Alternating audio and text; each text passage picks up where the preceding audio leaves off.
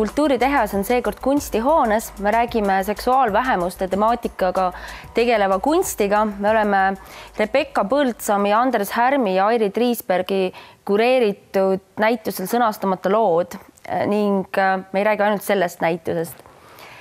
Saatekülalised on üks kuraatoritest kunstikriitik Rebecca Põldsam, näituse kujundaja ning sellel osalev kunstnik Jaanus Samma, Anna-Stiina Treumund, kes samuti on näitusel osalev kunstnik ning Rain Uusen, kes juhib gei, bi, lesbi kogukonna teabekeskust HMS Sex, mis on internetiportaal. Kas ka selle näituse üks eesmärke on gei kogukonna turundamine heteronormatiivsele ühiskonnale?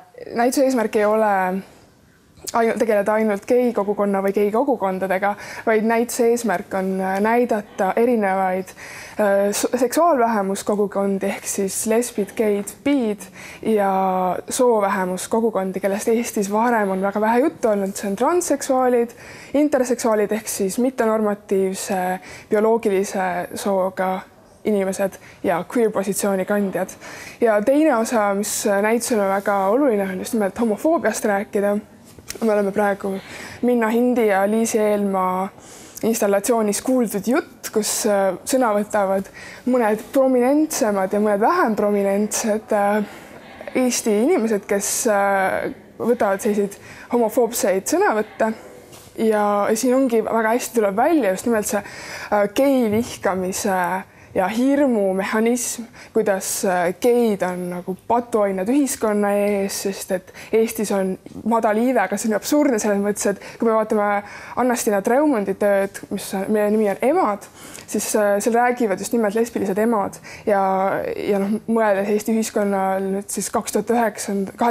aastale siis Viimsi lesbide case nagu vallutas terve meedia sellepärast, et kaks ema ei saanud, nende kahe ema lapsed ei saanud koolitoetust sellepärast, et nende vanemad olid samast soost. Aga võib-olla, kuna me räägime ka transsoolisusest, siis siin mõned rääkivad pead näituse saalis just nimelt annavad siis nõu, kuidas on võimalik nendest soopiiridest üle hüpata, et kuidas ei pea olema lihtsalt naiselik või mehelik, vaid võib need piirid nagu ületada. Kas te kunstnikena ka arvestasite mingi konkreetse sihtgrupiga? Sa tahtsite rahvast valgustada? No minu valgustamine nii-öelda käib iga päev, sest ma ei varja kunagi oma seksuaalsust, kui küsitakse mu partneri kohta, siis ma ei varja, et on naissoost või sest mõttes, et ma ei ole iga päev, ma elan nii-öelda avatud elu, nii nagu iga teine hetero elab. Mul ei olnud ootusi kindlaid. Pigem see just, et näidata Eestis elavaid lesbilisi emasid ja neid on rohkem kui ainult kaks. Kindlasti. Minul tuli üks seos sinu tööga, et äkki see praeguse Eesti ühiskonna suhteline homofoobsus on seotud just nimelt selle nõukogudeaegse geikultuuriga, mis oli selline, mulle tundub, et põhimõttel, et trumm läinud minguga pulgad, et kuna olla homoseksualist oli kriminaalkorras karistatav, sellest võis sattuda vanglasse, et siis sellepärast nagu sinu töö põhjal, mis on siis nagu lindistatud anonüümsete geimeeste mälestused aastakümnete tagusest ajast, et sinu töö põhjal jäi mulje, et see oli midagi pahelist, stihilist, hästi hedonistlik, otsiti partnereid Harju tänava treppidelt, toimus mitteametlik gei-nudistide randkloogal korteriorgiad, et see oli äärmiselt deviantne käitumine seksuaalses mõttes, eraelulises mõttes, ühiskonna, ma ei tea, enamikuga võrreldes, et võib-olla siis selle homofoobia jäljed või õigemini juured ongi siis sealt pärit. No ma arvan, et kui siis võiks olla asi tõesti selles kriminaalkorra karistatavas, aga nüüd see, mis toimus, kus käid ja kuidas see kõik välja nägi, seda ju ei teadnud mitte keegi. Ja seda isegi erinevad geiringkonnad ei teadnud, mida üks või teine teeb. Et see oli niivõrd põrandalune ja salajane et ega sellest ma ei usu, et see homofoobsus on nüüd sellest tingitud, aga ja samas ma ei näe sellest ka midagi sellist kohutavat, selles mõttes, ega siin ei ole vahet, kas sa leiad oma partneri Harju tänavalt või sa lähed nagu oma ühe suhet otsima kuhugile, ma ei tea, Levikasse, mis on nagu justkui normaalne ja okei teha. Et selline ongi elu ja ega neil ei olnud mingid muud kohta, kus käia. Võiks siis leida. Võib-olla kuraatorina siis ka kommenteeriks seda tööd, et need inimesed, kes seal räägivad, need mehed, nad tegelikult ise rõhutavad seda, et just nimelt see paragrahv 118, mis võis siis kuni 8 aastaks viia vanglasse, et see hirm põhjustaski neid juhusuhteid, et ei olnud nagu võimalust üldse pikaajalist suhet luua, sest et kui sa vahele jäid, siis sa võisid minna vangi, keegi ei tahtnud seda. Aga miks on Eesti ühiskond nii homofoobne praegu? Ikka veel, et peale 20 aastat iseseisvust ja avatust läänele?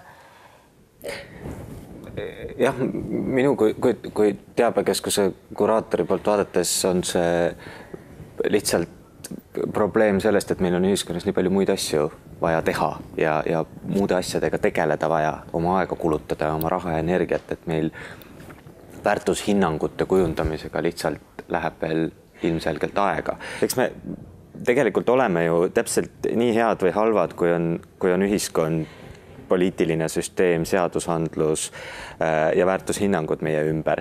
Et praegu kogu see arutelu sellest tollasest ajast, möödunud ajast näitabki tegelikult seda ka, et inimesed väga raskelt võtavad omaks aru saama, et homoseksuaalsus on eksisteerinud igas ühiskondlikus korras. Igas kultuuriruumis on ta ka täna olemas ja on olnud kogu aeg. Inimeste seksuaalne käitumine on väga ujuv ja sujuv ja mitmepalgeline olnud ka läbi aastakümnete, aastasadade. Lihtsalt üks ühiskonnakord käsitleb seda ühtmoodi ja teine teistmoodi. Et seda võiks tõesti peale mitukümmend iseseisvusaastat endale ühiskond tunnistada, et ei ole päris normaalne tollaste standardite järgi seda teemat enam käsitleda, sellepärast et aeg ja maailm on meie ümber lihtsalt nii palju muutunud. Ja ma olen selles mõttes nagu optimist, et tegelikult ikkagi see nihe arusaamades positiivses mõttes on tekkima ka Eestis hakanud. Kui mind on miski imestama pannud, siis on see praeguses hetkes aktiivne homofoobia, et sellised väga, ütleme, tagurlikud juhtkirjad juhtivates päevalehtedes, arvamusartiklid, Facebookis tegutseb kogukond, mille üks esindaja siin samas ekraanil näha on Veiko Rämmel, kes juhib kogukonda, mille nimi vist oli traditsioonilises sulgudes hetero perekonna toetuseks või kaitseks. Et sellega tegeldakse nii aktiivselt, et minu jaoks on üks võimalik seletus see, et äkki praegu läheb paljudel inimestel väga halvasti ja nad saavad end lohutada, et vähemalt mu seksuaalse orientatsiooniga on kõik korras. Et see on nagu pidepunkt nende elus. Just. Et vähemalt sellega on kõik korras. Vähemalt selles suhtes ma olen parem kui naabrimees, kellel on meessoost elukaaslane näiteks. Ma päris ei usu, seda kindlasti on selliseid inimesi, aga mina näen ikkagi siin täna seda küsimust, et see on nagu hariduse ja harituse küsimus, et lihtsalt seda teavet see teave, adekvaatne teave seksuaalharidusest alates kuni kõikide nüanssideni, mida see puudutab sotsiaalses, poliitilises mõttes, see adekvaatne teave lihtsalt ei levi täna. Seda on väga keeruline kätte saada ja seda on ka tõsi keeruline levitada, eks ole, et kui me meenutame ka mõni aeg tagasi aktiivselt meediasse jõudnud seda homoseksuaalse hariduse, homoseksuaalsuse kui nähtuse viimist haridussüsteemi algtasandil, eks ole, siis ja kui suuri poleemikaid see tekitas. No selle vastu protesteeriti peaaegu sama aktiivselt kui kohustusliku usuõpetuse sisseviimise vastu. Meil näitusel tuleb 16. juunil selle homofoobia põhjuse kohta võib-olla selline hea loeng inglise keeles. Robert Kulpa ja Christian Klesse räägivad homofoobia ja natsionalismi seostest, et kuidas näiteks Poolas, seda on uuritud kõige rohkem, aga kuna Ida-Euroopa piirkond on kohati suhteliselt sarnaste lugudega, siis kuidas Poolas juutide vastane viha on muutunud homofoobiaks. Juute neil enam ei ole. No näiteks, et selles mõttes see on üsna keeruline sotsiaalne konstruktsioon ja probleem, kuidas üldse üks selline massipsühhoos alguse saab ja kuidas ta niimoodi toimib. Noh, ja eks see näitab seda, et kedagi me justkui nagu peame vihkama kogu aeg, et see nagu parandaks meid justkui inimestena, et me kuidagi nagu peame ennast vastandama, eks ole, et kuna juute enam ei tohi vihata, eks ole, by the law, seadus ütleb niimoodi, siis järelikult on homod järgmised. Geisid ka ei tohi seaduse järgi, aga meil oleks vaja seda, et seaduslik regulatsioon, mis meil on, et see toimiks, et praegusel hetkel meil on mitmed seadused, mis lihtsalt ei toimi, et just nimelt kui telekas võtavad Riigikogu liikmed sõna ja ütlevad umbes nagu väga solvavaid väljendeid seksuaalvähemuste suunas ja kohati ka viha õhutavaid, siis mitte midagi ei juhtu. Ja see ei ole sellepärast, et geikogukond oleks või et näiteks geiaktivistid ei oleks piisavalt aktiivsed, et ma ei leia seda, vaid see on hoopis nagu palju laiem probleem, see on riigi probleem ja mulle väga meeldib, et Reimo Mets kaebas 20 inimest kohtusse, sellepärast, et nad sõnum Õhtulehes teda tapmise ähvardustega ja mingisuguse suvalise rõveda homofoobse sõimuga üle valasid, et see 1000 kuni 1500 eurot kahjutasu on minu meelest väga mõistlik ja samas ta lubab neil inimestel, kuna need on IP-aadressi võimalik jälitada, temaga ka läbirääkimisi pidada. Et mis alustel sa valisid need näitusel osalevad kunstnikud, kus sa leidsid need tööd, kas sa tellisid uued tööd neilt? Esiteks oli meie kuratooriumi eesmärk avada Eesti seksuaalvähemuste konteksti. Eesti, nagu ma mainisin, kuulub Ida-Euroopasse, nii et see laiem kontekst on Ida-Euroopa kontekst ja kõige laiem kontekst on Euroopa kontekst või selline Euroopa kontekst. Niimoodi, et me tellisime Eesti kunstnikelt uued tööd, välja arvatud Madis Luige top 5, mis on tema ühe varasema töö remake. Mis alustel te valisite näiteks Eesti kunstnikud? Selle alusel, et kes on varem tegelenud selle teemaga ja isiklike vestluste põhjal. Et meil oli rohkemate kunstnikega läbirääkimisi, kuid valisime ikkagi need, kes siin nüüd siis on Astina Treumund, Jaanus Samma, Minna Hind, Liisi Eelmaa, Madis Luik, Dagmar Kase, Mare Tralla, Kiva ja Terje Toomistu. Et see oli juhuste kokkumäng ja Ida-Euroopa kontekstis just tahame rääkida ka sellest ajaloost, et just nimelt see Jaanus Samma lood, millest on juttu olnud, kus räägivad 5 geimeest 70-ndate, 80-ndate geide sellisest sotsiaalsetest praktikatest ja siis seal kõrval on kohe dokumentaalfilm Varjatud aastad Ungarist, kus Ungari lesbid räägivad, kuidas 50-ndatest alates tänapäevani, kuidas elati sotsialismi perioodil, kuidas üldse avastati, et nad on lesbid, kuidas need suhted said tekkida, kuidas leida endale partnerit näiteks ajalehes, et see pidi nagu kodeerima oma otsingu. Et simile, findet simile. See oli väga, see lugu on huvitav ja samast on sotsialismi perioodile väga omane. Teine osa, mida me tahame väga avada, on transsoolisus, millest Eestis võib-olla pärast Kristel Ersitsi saateid raadiotes ei ole väga palju juttu olnud jällegist, et viimase 10 aasta jooksul on väga vähe juttu olnud, et me siin on Kahetsajad, Markus Lindeini film, kus räägivad 2 meest, kes sündisid mehena, nad läbisid soovahetusoperatsiooni, et saada naiseks ja tagasi, aga nendel ei olnud transidentiteeti, vaid üks neist tegi selle operatsiooni läbi just nimelt, et elada heteroseksuaalse naisena teise mehega, sest et teisel viisil see ei olnud väärikalt või lubatud. Väärikalt elada ei olnud võimalik.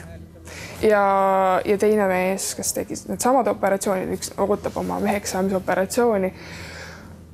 Tema lihtsalt, ta oli heteroseksuaalne, aga ta tundis, et ta ei suuda naistega piisavalt lähedust saavutada, et ta peab ise naiseks saama, et nagu see lähedus saavutada. Ja transsoolisusest räägib veel Kiva ja Terje Toomistu film, kus on juttu Indoneesia vaariatest. Ja neil näiteks ei olegi väga palju teisi võimalusi oma sugu välja elada nii-öelda kui kas prostituudina või juuksurina, aga no islamimaades juuksurina töötamine, see on ka omaette teema. Ja üldiselt on meil selline töö nagu Working on it, kus räägivad kõik vestlejad on mitte heteroseksuaalsed või nad ei, võib-olla mõned neist on heteroseksuaalsed, aga nad ei jää nendesse normatiivi piiridesse, sest et nende välimus näiteks ei ole normatiivselt naiselik või mehelik. Et seal saavad sõna nii hermafrodiidid, vähemalt üks, ja sellised transidentiteediga naised, kes on siis justkui liiga mehelikud ja nad ütlevad, et neile meeldib see, et nad aeg-ajalt, et nad ei sobitu ei klassi, rassi, soo ega rahvuse piiridesse just seetõttu, et nende sugu ei ole normatiivne. Ja nende selles töös, Kari Michalski ja Sabine Baumani töös, tuleb just nimelt välja, kuivõrd see erinevus mõjutab igapäevaelu. Sooline erinevus siis. Mina olin väga üllatunud ühe oma transseksuaaliste tuttava reaktsioonist sellele näitusele, et ta tundis ennast halvas mõttes puudutatuna ning talle tundus, et just nimelt, et transseksuaale marginaliseeritakse ja minu isiklik lemmikteos sellel näitusel, seesama kahetsejad Rick Retters tekitas temas äärmiselt tugevaid negatiivseid reaktsioone ja ta ütles, et see on just põhjus, sellised tegelased, kes seal filmis räägivad, on põhjus, mispärast transseksuaale ülejäänud ühiskond tõsiselt ei võta. Ma arvan, et see on ühelt poolt põhjendatud kriitika ja teiselt poolt ei ole. Et kui seda filmi algusest lõpuni vaadata, siis me näeme nende inimeste väga isiklikke lugusid. Ja võib-olla see film siis ei räägigi transseksuaalsusest, vaid transsoolisusest, et seal see Orlando vanem mees räägib, et kuidas ta defineerib ennast nagu kolmanda soona, et nüüd, kui ta on uuesti mees, siis see välimus on nagu ambivalentne, et sa võid arvata, et ta on ka võib-olla vanem proua. Aga üldiselt siin see transteema näitusel esineb just nimelt sellise võtmena, et ka lesbilised naised tunnevad ennast mingis mõttes nagu transidentiteediga, et nad ei sobitu sellesse normatiivi. Et ma arvan, et see on üks teema ja teine teema on, et meil on lisaks näitusele, mis on saalis, ka lisaprogramm, kus me vaatame just transsoolisuse teemasid pikemalt ja ka võib-olla transsoolistele endile huvitavamalt. Osad siin nendest väljaütlemistest ütlevadki, et parem siis tehku juba naisteks ennast, et mitte, et nad ei oleks geid, et siis nad vähemalt on heteroseksuaalsed inimesed. Ja me näeme seal videos, kui sa teed valedel põhjustel selle operatsiooni, siis mis juhtub ja kuidas need konkreetsed näited ebaõnnestusid. Et ma arvan, et mulle meeldib, kuidas see näituses omavahel need tööd on nagu lingitud ja seotud. Võib-olla üks asi, mis näitus siin, mida ta tõstab üldse selle LGBTQI kogukonna kõrval. Äkki ütled selle termini lahti? Ma olen seda paar korda öelnud, LGBTQI ehk siis lesbid, geid, biid, need on seksuaalvähemused ja soovähemused on transsoolised, queerid ja interseksuaalid ehk siis need mittenormatiivse bioloogilise sooga inimesed. Et nende representeerimise kõrval üks asi, mida näitusel tehakse, võib olla ka selline kriitiline pilk heteronormatiivsuse suhtes just nimelt, et ka geidel on oma heteronormatiiv, mida kutsutakse homonormatiiviks, mis tähendab seda, et need hierarhiad, mis on heteronormatiivses ühiskonnas, paarisuhetes, töösuhetes ja nii edasi, need jätkuvad ka geidevahelistes suhetes erinevusega, et nende seksuaalne orientatsioon on teistsugune. Et ehk siis nad on homoseksuaalsed, aga muidu on kõik sama, et need justkui need binaarsed suhted, kus üks on rohkem kodune, teine rohkem käib rohkem tööl ja teenib rohkem raha, et need jätkuvad. Et see näituse üks eesmärk on just lõhkuda ka seda normatiivi, et kas see on see, mida me tahame, need hierarhiad, et tegelikult mida kardetakse ilmselt geide puhul just nimelt või lesbipaaride puhul ongi, et aga nad ei ela ju normatiivselt, nad on kaks võrdset inimest, nad ei ole nagu üks naine ei ole teise naise majapidamise assistent, vaid nad mõlemad on võrdsed majapidajad. Et mida tegelikult tahetakse ka meestelt ja heteroseksuaalsetest suhetest, et isad võtaksid isapuhkust, ema puhkuse kõrval, et see teema on selles mõttes väga lai, see heteronormatiivi teema ja selle olulisus ja see ideaal. Anna-Stiina, sinu töö sellel näitusel tegeleb analoogse teemaga või lähedal oleva teemaga? Ta tegeleb perekonnaga, kus on siis, mis ei ole traditsiooniline, ta on üks vallaline ema, lesbiline, kes otsustas saada lapsed, ta siis kaksikud ja perekond, kus on kaks naist, nad on Prantsusmaal sõlminud partnerlusse lepingu, mis siis Eestis kahjuks ei kehti seadusega ja neil on ühine laps.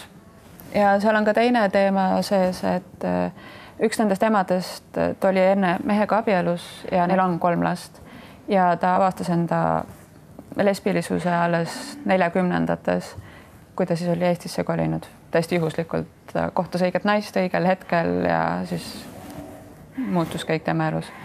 Ja nende jaoks oligi, nad rääkisid Prantsusmaa kohta, et seal on PAX on selle nimi lepingu, et siis kui võeti vastu partnerlusseaduse, et umbes 89%, kes sõlmisid selle lepingu, on heteroseksuaalsed.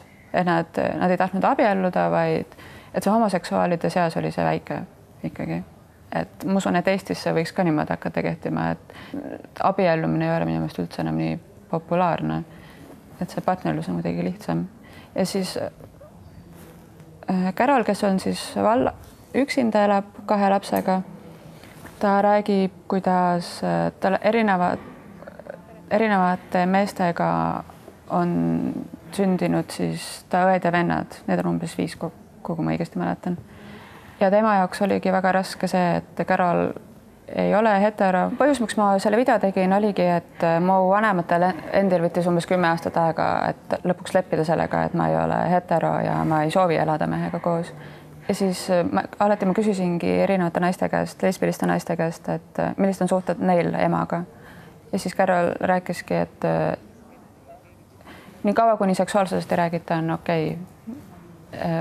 Ja kuna laste kõrval ei ole meest ja ta ema ei saa rääkida, kui ta näitab, et ta lõpuks viimasel lapsel on järeltulijad, siis ta on öelnud tuttavatele, et mees jättis nad maha, sest et elus on seda korduvalt juhtunud ja see on kuidagi loomulikum või see on fakt, mida Eestis on väga palju. Et see on loomulik, et mees jätab lastega maha? Ja, et see ei ole nagu nii sul probleem, et aga kui naine armastab teist naist ja nad tahavad koos perekonda, siis on kuidagi raskemini alla neelata. Põhjus ongi see, et sellest ei ole räägitud kunagi. Ajalugu on meil täiesti uurimata. Et Jaanuse töö nüüd teeb seda, aga ma mõtlen just kaugemat ajalugu. Andres Kalk on minu teedest natuke uurinud külaühiskonnas soorolle, homoseksuaalsust. Applied arts for the gay club. Sellest ma tahtsin ka rääkida, et viimane küsimus on üldisem. Ma oleks väga hea meel, kui kõik vastaksid ka sellele. Ja see on tegelikult minu jaoks selle küsimuse impulss on Jaanus Samma ning Alo Paistik ühes natuke varasemas projektis, mida siin näitusel ei ole esitletud. See on Applied Arts for a Gay Club ehk siis tõlkes tarbekunst homoklubile. Tegu oli videoklippidega, mis näitas palja ülakehaga või suisa alasti mehi tegemas suvel Eestis kusagil maal maatööd. Seal osales üks tuntud Eesti koreograaf ning tantsija. See oli ilmselgelt erootika video, soft erootika. Midagi nagu Playboy, ainult et gay Playboy. Ja mul tekkis küll tunne, et kas seda projekti oleks esitletud kunstiruumis kunstigaleriis, kas seda oleks võetud kunstina, kui oleks tegu tavalise heteroseksuaalse erootikateosega ja ma väga kahtlen, kas näiteks Kaie Kõrb oleks nõus kuskil niidul ringi lippama pool alasti, et osaleda erootikavideos, mida näidatakse näiteks klubis Hollywood. Samas gei-identiteediga meessustantsija sa rääkisid ära. Et kas sellele projektile andis ja väga paljudele teistele, kas sellele andis kunsti kvaliteedi märgi fakt, et tegu oli gei teemaga, et ta ei olnud lihtsalt erootikavideo? No ma ei usu seda selles mõttes, et kui me seda projekti alustasime, siis me teadsime, me tahtlikult tegime midagi, mis ei oleks puhas kunsti. Me selles mõttes see, mis ta lõpuks tuli, sellisena me tahtsimegi, et ta on. Et ta on ühelt poolt nagu vaadeldav kunstiteosena, aga teiselt poolt on väga tarbekunst ja seda ütleb ta nimigi, ta on mõeldud klubidele lihtsalt meeleolu loomiseks ilma igasuguste segavate faktoritega. Või seal on natuke sellist mängulisust kindlasti ja sa saad hakata mõtlema neid mingeid assotsiatsioone, mis seal tekivad, sest fakt on see, et ega siis maareid niimoodi päriselt ei tehtud, et paljajalus ei künna maad. Aga ma ei usu, et see on nüüd, ma arvan, et kui autorid mõtleksid oma kontseptsiooni läbi ja teeksid heteroerootika video, siis see võiks olla ka kunstinäitusel eksponeeritav. Kujutad seda ette praegu aasta 2011? Ma kujutan seda ette, kui seda, see kontseptsioon peaks seda ikkagi võimaldama, aga see on selles mõttes nüüd autorite küsimus, kuidas seda saavutada nii. Ma arvan, et ma olen nõus, et see Applied Art for the Gay Club projekt on totaalselt kämp ja kämp on geikultuuri selline ajalooline osa, kus just nimelt, kui neid vaadata, siis seal on, eks ole, silmnähtavad linnavurled, kes on käinud, teinud trenni, et saavutada selline kaunis keha ja siis nad on läinud sinna maakeskkonda, natuke ennast määrinud ja seal on näha, et nad ei ole seal tööd tegemas, vaid just nimelt etendavad seda töö tegemist, mis on väga kämp. Ja see nii-öelda erootiline moment, mis seal üldse tekib, see on ka väga kämp, nii et ta peaaegu, et ei ole erootiline, vaid ta on just nimelt selline naljakas või lõbus, selline gei, selle ingliskeelses tähenduses lõbus. Et ma arvan, et selle teose ja selle valiku videote selline saavutus ongi selline lõbus kämp. Ja lisaks me andsimegi selle kaasas välja raamatu, et kui tekib mingeid küsimusi, raamat aitab seda ka lahti seletada ja paneb sinna mingisuguseid oma nüansse veel juurde. Seal on sama Andreas Kalkoni artikkel meeserootikast Eesti folklooris, mis seob seda maakeskkonda ja geitemaatikat, ma arvan, väga hästi. Seekordse Kultuuritehase saate koht oli ebatavaline. Absoluutselt mainstream kunstihoone, kus me rääkisime seksuaalvähemuste teemasid käsitlevast kunstist. Vestlusringis osalesid Rebecca Põldsam, Jaanus Samma, Rain Uusen ning Anna-Striina Treumund ning näitus Sõnastamata lood, kus me praegu oleme, jääb avataks 26. juunini.